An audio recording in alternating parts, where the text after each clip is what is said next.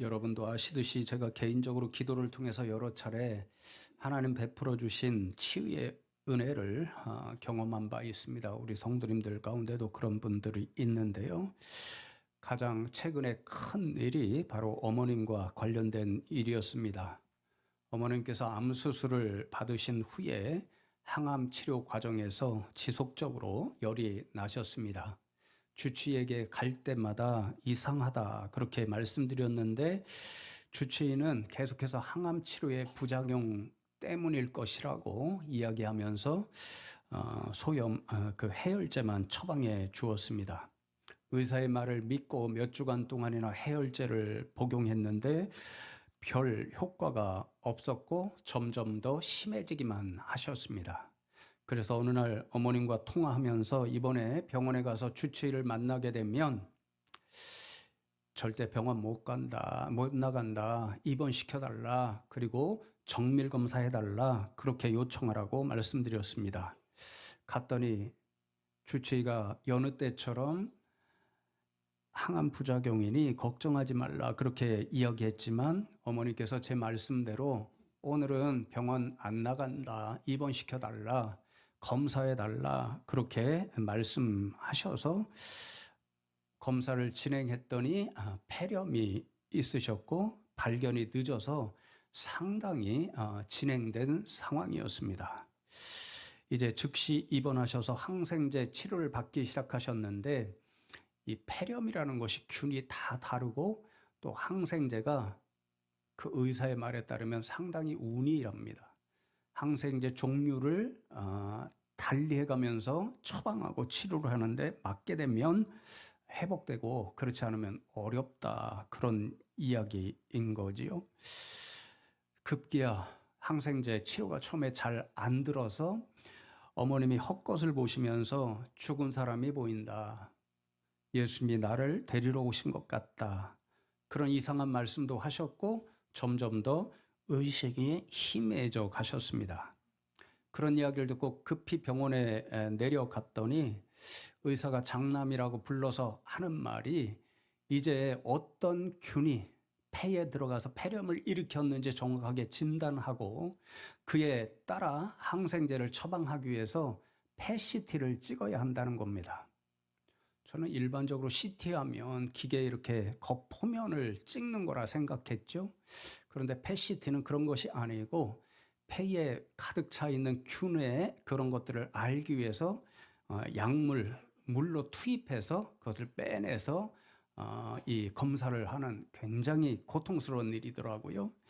그러니까 의사가 하는 말이 PET-CT를 찍긴 찍어야 하는데 자칫 생명이 위험할 수도 있는 지금 심각한 상태이니까 장남이시니까 동의하라고 사인하라고 그렇게 말씀하더라고요.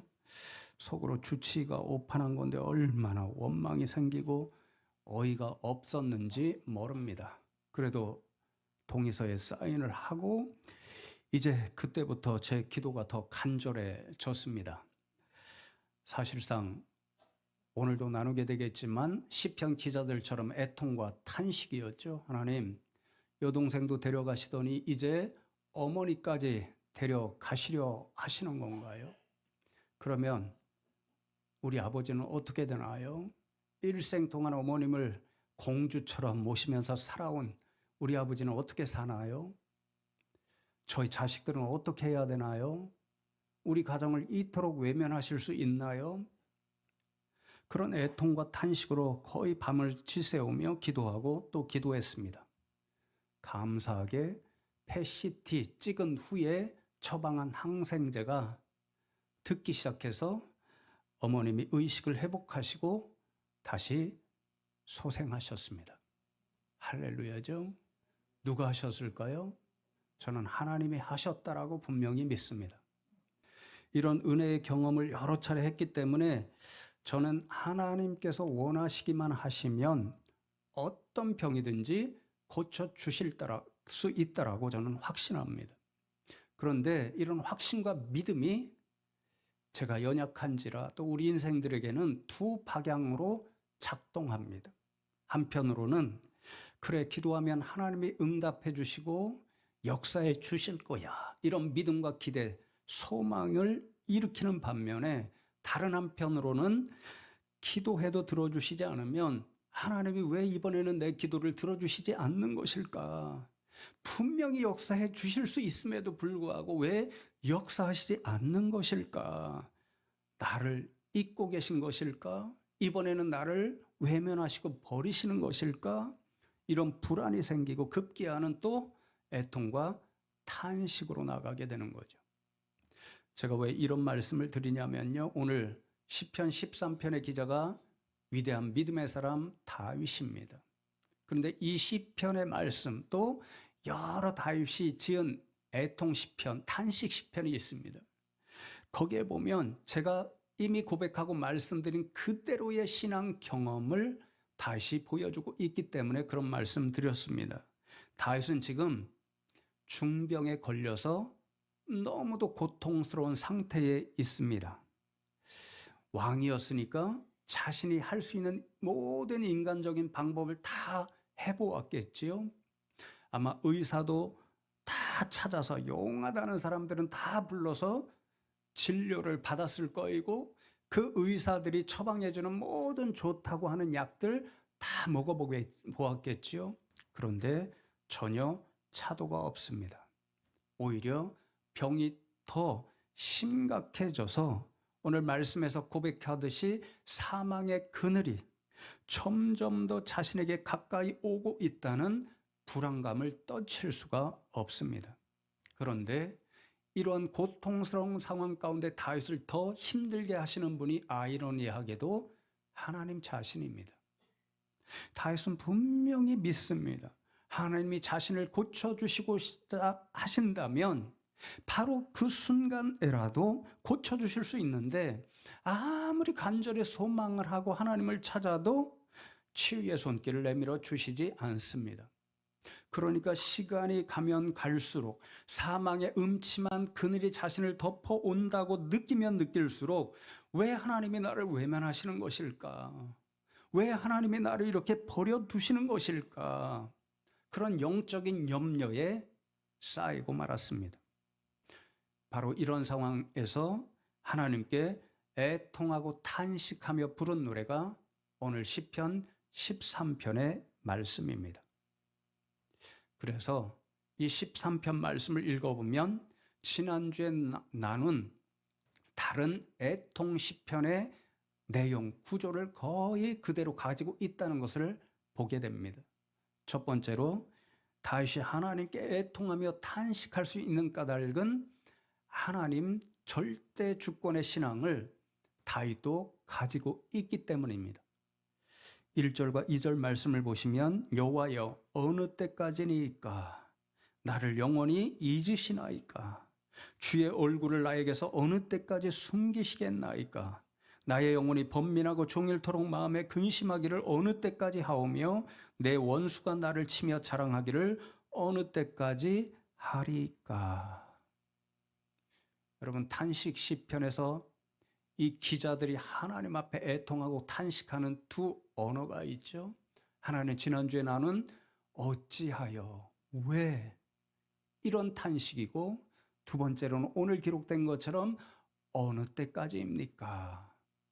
다윗은 4번이나 짧은 2절에서 하나님 앞에 어느 때까지입니까? 그렇게 애통하고 탄식합니다. 첫 번째가 뭐지요? 어느 때까지입니까? 나를 영원히 잊으십니까? 그렇게 탄식합니다. 병으로 인해 너무 고통스러운데 하나님께서 마치 자신의 존재를 잊어버리시기 때문에 이렇게 고통 가운데 오래도록 그냥 놔버려 두시는 거 아닌가? 이런 불안한 마음으로 어느 때까지입니까? 이렇게 쏟아내는 거죠. 또 주의 얼굴을 어느 때까지 숨기시겠나이까? 여러분 성경에서 하나님의 얼굴을 숨기셨다 피하셨다는 것은 그 대상을 외면하시고 관심을 두지 않는다는 말씀입니다. 그러니까 다윗이 지금 고통 가운데 애통과 탄식 가운데 그런 마음이 느껴져서 너무 힘이 드는 거죠. 또 세 번째로 나의 영혼이 번민하고 종일토록 마음에 근심하기를 어느 때까지 하오리까. 점점 더 사망의 그늘이 자신을 엄습해 오고 있다는 느낌, 너무도 고통스럽고 불안한데, 바로 그런 고통으로 인해서 어느 때까지 하나님 나를 번민과 근심 가운데 버려두려고 하시는지요. 이런 마음으로 어느 때까지입니까? 그렇게 탄식합니다. 또 네 번째로, 내 원수가 나를 치며 자랑하기를 어느 때까지 하리이까. 이 말씀은요, 다윗에게 원수가 있습니다. 근데 원수가 보니까 다윗이 병이 들고 하나님이 고쳐주시지 않으니까 곧 죽을 것 같습니다. 그러니까 온갖 조롱과 모욕을 퍼붓습니다. 그렇게 잘난 척 하더니 하나님으로부터 버림받았구만. 이제 곧 죽겠구만. 죽으면 무슨 소용이 있어. 죽으면 내가 결국 이기는 거지. 그렇게 우쭐거리면서 온갖 모욕을 퍼붓습니다. 그런데 다윗은 그렇게 원수가 우쭐거리게 하는 것이 하나님이 버려두셨기 때문이라고 생각이 들어서 하나님 앞에 어느 때까지입니까? 답답한 마음을 그대로 쏟아놓는 거죠. 그러니 여러분, 지금 애통하고 탄식하는 다윗은요, 처음부터 끝까지 자신의 모든 상황들이 누구의 손에 달려 있다라고 믿는 거죠. 하나님의 손에 달려 있고, 그래서 하나님의 주권적인 역사니 그 믿음을 가지니 더욱더 하나님 앞에 애통하고 탄식할 수밖에 없는 거죠. 그래서 다윗은 4번이나 하나님 도대체 어느 때까지입니까? 이렇게 부르짖고 또 부르짖습니다. 여러분 어떻게 해야 할까요? 하나님은 여전히 침묵하시니 그러니 다윗도 포기해야 할까요? 아닙니다. 다윗은 결코 포기하지 않습니다. 아니, 보다 정확하게 말하면요, 하나님 절대 주권의 믿음이 다윗으로 하여금 결단코 포기하지 않게 하고 오히려 더 간절하게 하나님 앞에 나아가도록 인도합니다. 그래서 우리가 어떤 신앙을 가지느냐가 너무도 중요한 거죠. 그 신앙 간절함을 표현하는 방법이 기도였습니다. 그래서 지난주와 마찬가지로 두 번째로 다윗은 하나님 주권의 신앙이 있기 때문에 애통과 탄식에서 간절한 기도와 간구로 나갑니다. 왜요? 자신이 지금 애통하고 탄식할 수밖에 없는 상황도 하나님의 손에 달려있는 주권의 역사이라면 자신이 그 고통과 애통, 탄식으로부터 벗어나고 구원받는 것도 오로지 하나님 손에 달려있는 하나님의 역사라고 믿기 때문인 거죠. 그래서 더욱 간절한 기도로 하나님 앞에 나갑니다. 3절과 4절 말씀을 보시면 여호와 내 하나님이여 나를 생각하사 응답하시고 나의 눈을 밝히소서. 두렵건대 내가 사망의 잠을 잘까 하오며 두렵건대 나의 원수가 이르기를 내가 그를 이겼다 할까 하오며 내가 흔들릴 때에 나의 대적들이 기뻐할까 하나이다. 그렇게 기도하죠. 3가지 간구로 간절히 기도하며 나아갑니다. 하나는 나를 생각하소서. 희야 날 좀 바라봐. 그런 유행가 있죠? 여기 설교 원고에는 없어요. 여러분들 보니까 지금 명절 세시고 오셔서 기쁘기는 한데 피곤하신 것 같아요. 오늘 교회 오는데 새벽에 고향에서 돌아왔다고 막 하시고 이제 교회 오신 성도님도 있어요. 피곤하셔가지고 이렇게 힘이 없으셔서 제가 왜 이래? 이러면서 좀 깨치라고 했습니다. 근데 바로 이 뜻이에요. 나를 생각하소서 원어가요. 생각한다 이 말이 아니고 보다 직접적인 뜻은 바라본다 이 뜻입니다. 고통 가운데 지금 다윗은 하나님이 자신을 잊고 바라보지 않으시고 외면하신다 이런 생각이 듭니다. 그러니까 간절하게 하나님 제발 좀 저를 외면하지 마시고 바라봐 주십시오. 나의 고통을 좀 돌아봐 주십시오. 그렇게 기도하는 거죠. 두 번째로는 응답하소서 그렇게 기도하죠. 계속해서 고통 가운데 애통으로 탄식으로 부르짖어 기도하는데 하나님은 여전히 침묵하십니다. 그러니까 하나님 좀 저를 돌아보시고 제 부르짖는 기도 소리에 응답해 주십시오. 그렇게 간절히 기도하는 거죠. 또 나의 눈을 밝히소서. 눈이 침침해졌다는 것은 당시의 배경으로는 건강이 너무도 점점 나빠져서 쇠약해지고 눈이 침침해져서 점점 죽어가고 있다, 이런 뜻입니다. 그러니까 나의 눈을 밝혀달라는 것은 지금 다윗이 너무 쇠약해지고 곧 죽을 수도 있으니 하나님 제게 기운을 주시고 회복시켜 주시고 제발 살려주십시오, 그런 기도입니다. 여러분, 기도의 대상도 누구입니까? 애통과 탄식의 대상이 하나님인 것처럼 처음부터 끝까지 다 하나님이십니다. 다윗을 바라봐야 해 주실 분도 하나님이시고, 다윗의 기도에 응답해 주실 분도 하나님이시고, 다윗의 눈을 밝혀서 살려주실 분도 하나님이십니다. 다윗은 이 믿음이 있기 때문에 애통과 탄식하였지만 하나님의 손에 모든 것이 달려있기 때문에 하나님이 고쳐주셔야 자신이 살아날 수 있음을 믿고, 하나님 그렇습니다, 저를 돌아보시고 고쳐주실 분은 하나님밖에 없으니 저를 좀 구원해 주십시오, 간절하게 기도하고 또 기도하는 거지요. 그런데 마지막 세 번째로 5절과 6절을 보시면 정말 놀랍습니다. 이렇게 하나님 앞에 나가죠. 나는 오직 주의 사랑을 의지하여 싸우니 나의 마음은 주의 구원을 기뻐하리이다. 내가 여호와를 찬송하리니 이는 주께서 내게 은덕을 베푸심이로다. 그렇게 나가죠. 개인적으로 제가 이 두 구절을 굉장히 오랫동안 묵상하고 주석 찾아보고 의미를 새기면서 정말 다윗이 물론 부족함이 있었지요. 위대한 믿음의 사람이었구나, 그 사실을 다시 한번 깨달았습니다. 다윗이 보여주는 오늘 시편 13편의 믿음은 우리가 흔히 이야기하는 반전의 믿음이야. 우리가 드라마, 영화를 보면요, 요즘 인기 있는 것들은 다 반전이 있죠. 처음에 볼 때는 야, 요렇게 흐르겠구나. 여러분도 20년, 30년, 70년 이렇게 신앙생활 하신 분들은 김현수 목사 5분만 설교하면은 오늘은 이런 말로 설교하는구나, 이렇게 생각하시잖아요. 근데 그 예상을 완전히 뒤집는 그런 반전이 있으면 사람들이 깜짝 놀라고 또 매료됩니다. 오늘 다윗에게 유사한 영적인 반전이 일어납니다. 여러분, 1절과 2절은 애통과 탄식이었죠. 3절과 4절 역시 애통과 탄식을 담은 간절한 기도와 간구였죠.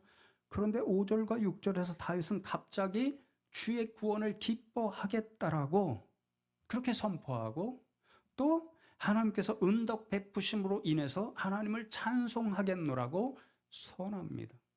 갑자기 이런 의아한 생각이 들 수 있습니다. 그런데 우리를 더 놀라게 만드는 반전은요, 지금 다윗의 상황, 기쁨과 찬송으로 하나님 앞에 나가겠다라고 하는 다윗의 상황은 전혀 반전이 없다는 겁니다.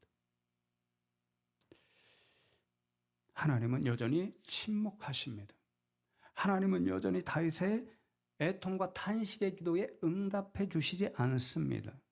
하나님은 다윗에게 은덕을 여전히 베푸시지 않았고, 그래서 다윗은 여전히 고통 가운데 있습니다. 그러니 다윗의 상황은 여전히 현재 진행형입니다. 그 현실을 바라보면 애통하고 여전히 탄식하고 부르짖어야 할 때입니다. 그럼에도 불구하고 놀라운 반전이 일어나고 있습니다. 그래서 5절에 번역되어 있지는 않지만 원어를 보면 그러나 그럼에도 불구하고 뜻하는 접속사가 기록되어 있습니다.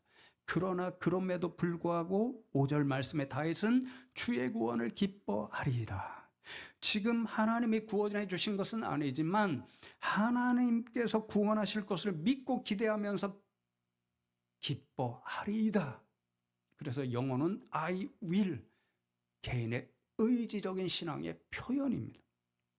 시대를 보면 미완료, 한 번으로 딱 완료되는, 끝나는 것이 아니라 오늘도 이렇게 찬송할 것이고 앞으로 미래에도 똑같은 상황, 오늘처럼 애통하고 탄식하고 부르짖는 그런 상황이 있을지라도 주의 구원을 믿고 기대하면서 기도하고 기뻐하고 또 기뻐하겠노라는 그런 믿음의 표현입니다. 그러나 그럼에도 불구하고 6절 말씀에 내가 여호와를 찬송하리니 이는 주께서 내게 은덕을 베푸심이로다. 이는요, 왜냐하면입니다. 다윗이 하나님을 찬송하겠다는 이유는 하나님께서 내게 은덕을 베푸심이로다. 그 이유 때문입니다. 그런데 놀라운 반전은 아직 하나님의 은덕이 임하지 않았습니다. 그럼에도 불구하고 하나님이 자신에게 은덕 베풀어 주실 것을 믿고 기대하는 그 믿음으로 하나님을 찬송하리라. 역시 의지적인 신앙의 표현입니다. 그러니 사랑하는 성도 여러분, 다윗의 믿음이 참으로 놀라웠지요. 결단코 지금 이런 믿음 선포하고 서원할 수 없는 상황인데, 여전히 애통 탄식의 상황인데 그러하겠다라고 선포하고 또 서원하는 거죠.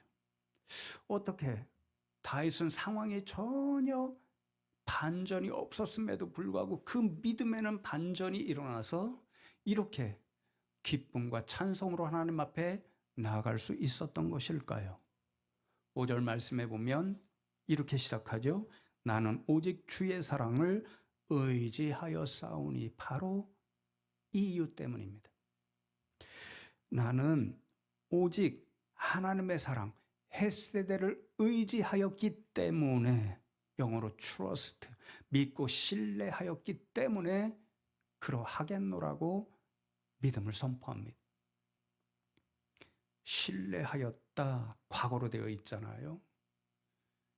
왜 과거일까요? 앞으로 이렇게 해주심을 믿고 신뢰함으로가 아니라 왜 과거일까요? 다윗은 과거에 지금처럼 고통을 당하고 있을 때, 애통과 탄식함으로 하나님 앞에 나갈 때 자신을 구원해 주는 하나님의 사랑을 분명히 경험하고 또 경험했습니다. 사무엘 상하 말씀에 보면 그런 경우가 많이 나타나 있고 그 경험으로 시편의 수많은 말씀도 기록했습니다. 예를 들면 사울이 다윗을 죽이려고 해서 10년 이상을 도망 다니며 살아야 했죠. 주로 광야 가운데 숨어 살았습니다. 때로는 사울이 군대를 이끌고 다윗이 숨어 있는 곳을 알아서 완전히 포위하고 포위망을 좁혀옵니다.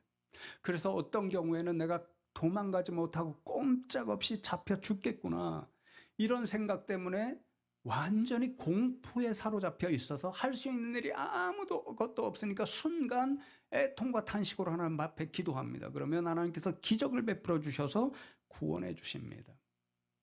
사무엘상 23장에 보면 셀라하마 느곳이라는 용어가 나오지요. 완전히 사울의 군대에 포위됐습니다. 정말 잡힐 수밖에 없는 상황입니다. 애통으로 하나님 앞에 나가지요. 하나님의 놀라운 기적을 행해 주십니다. 블레셋 군대가 쳐들어옵니다. 사울이 그 이야기를 듣고 급히 군사를 이끌고 블레셋 군대를 물리치러 가죠. 그래서 다윗이 살아납니다. 셀라하마 느곳, 분리하는 바위. 사울과 그 군대와 다윗을 분리해 주셔서 구원해 주셨다라고 하는 그런 은혜의 명칭인 거죠. 누가 하셨을까요? 하나님이 하신 거죠.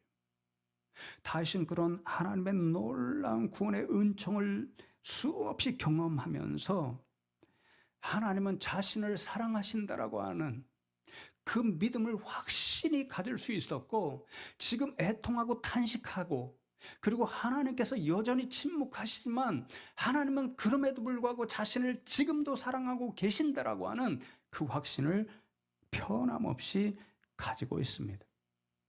그리고 변함없이 자신을 사랑하시는 하나님이 마침내 자신의 기도 소리에 응답하셔서 다시 한번 자신을 향한 구원의 은총, 사랑을 베풀어 주실 것을 믿으니 그러니 하나님 주의 구원을 기뻐합니다.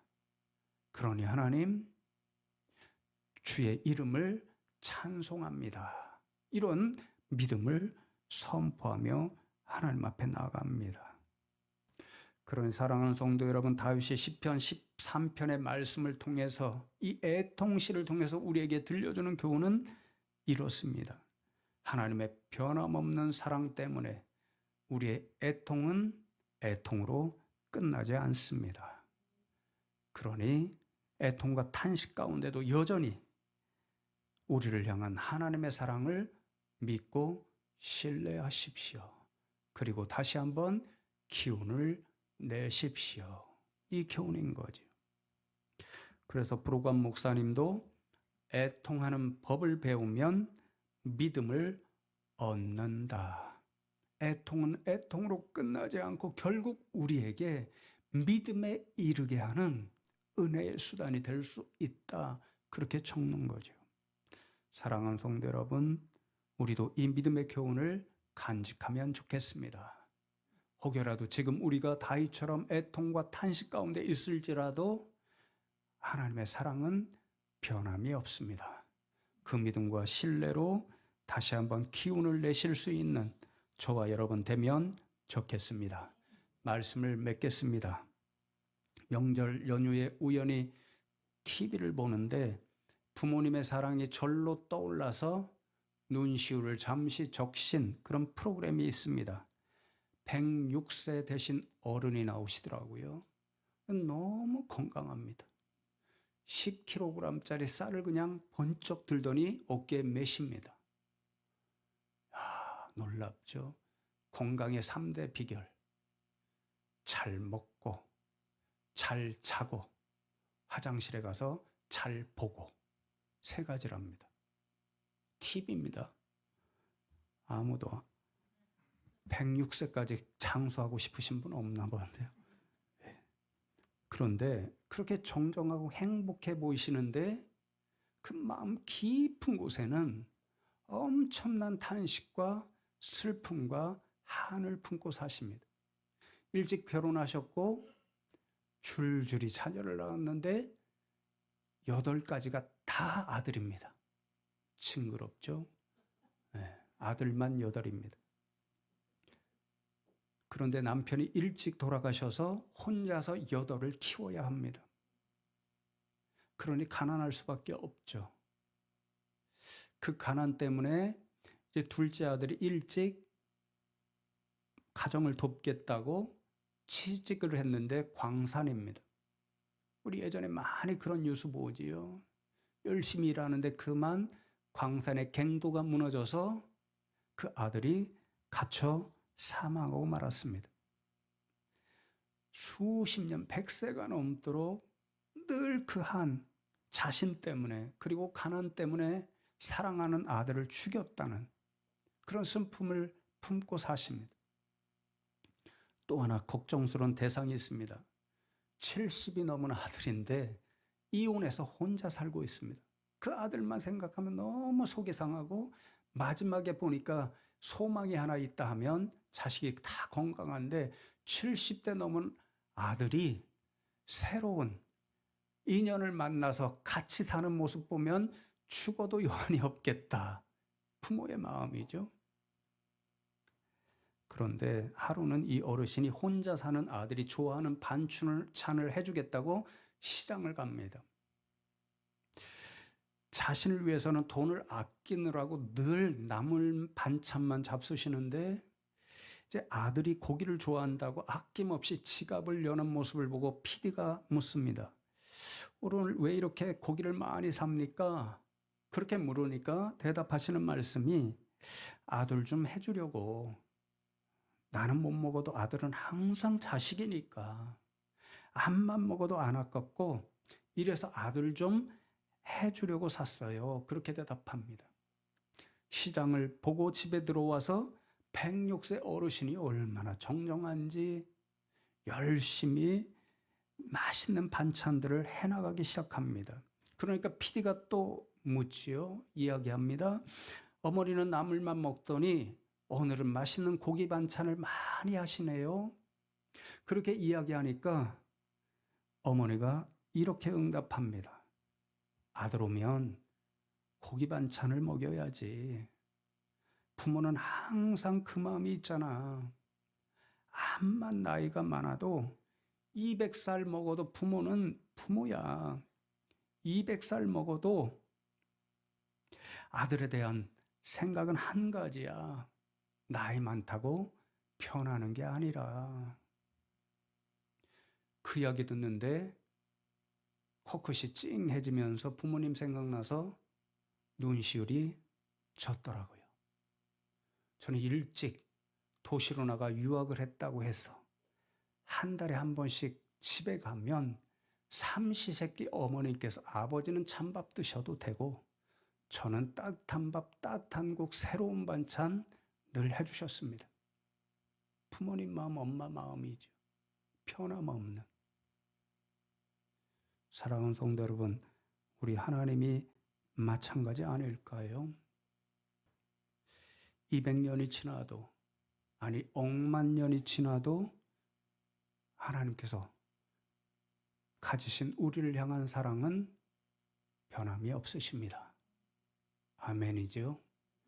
오늘도 이 하나님의 사랑을 신뢰하면서 기운 내셔서 또다시 세상으로 나아가 승리하시는 우리 성도님들 다 되시기를 주님의 이름으로 축복합니다.